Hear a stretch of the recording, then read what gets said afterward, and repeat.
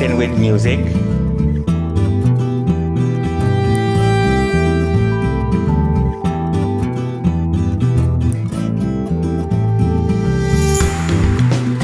Five, six, seven. 1, 2, 3. Nice one.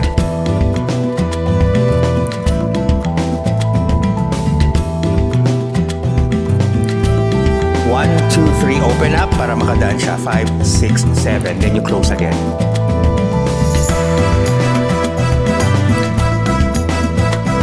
Nice. Okay.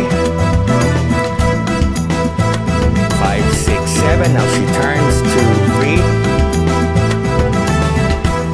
Eyes on you. Sundan mo lang talaga siya. Ngayon ko lang nalaman na na-appreciate niya eh. Hindi ko nga alam kasi meron ano to si Denise eh. Minsan may straight face lang talaga siya. Yun yung napansin ko sa kanya. And hindi siya masyadong nagpapakita ng emotions. Yun yung parang nagulat ako sa kanya. Kasi parang pag nakikita ko siya sa TV or sa social media, laging may emotions yan pag sumayaw eh. Pag sa personal pala, parang straight face lang siya. So, ayun, kinikilala ko lang siya. And also, nakakatuwa na na-appreciate niya rin pala yun.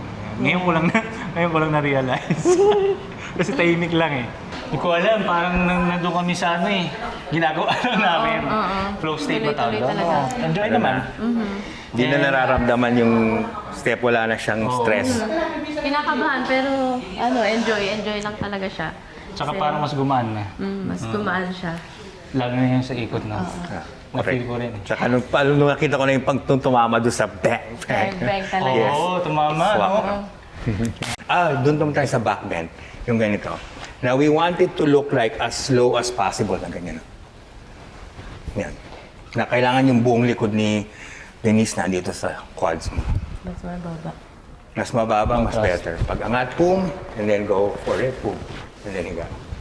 Yes. Mababa pa masyado. Kailangan ma-pull mo yung whole body niya all the way to here para mahiga talaga siya ng totally sa quads mo. Boom, and then hila. So, baba ko muna. Yes, baba. Papunta doon. Papunta dito muna. And then ikot mo. Yes, that's it. Yan. So, it's much lighter. Yeah. Okay, yun. Pagka masyado siyang malayo sa'yo, that's gonna be heavy. The closer this is, yung center ng body niya and yours going backward, mas closer. Yung makaka... Yes. Tingin. Boom, and forward. Yeah, that's it. Pull this one. Oh. Yan, that's it. Yan, oh. Yung weight na yan. Tapos yung pagkasunod niya, pag titignan mo siya ulit, ito yung, di ba, hinila mo dito. Pupum. Ito kailangan nyo lang mas.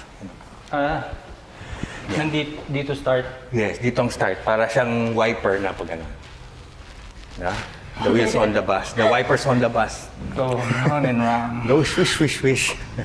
So, kinuha. Yan, dito. Tapos dadali mo Tapos dito. dito. Yes, that's it. There you go. Ayun, Pupum. Denise. Yes. Nakuha din. Ha?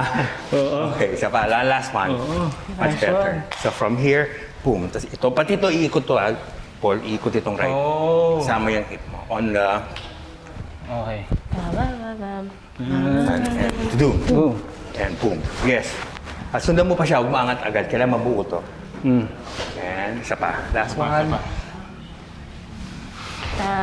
Tapam.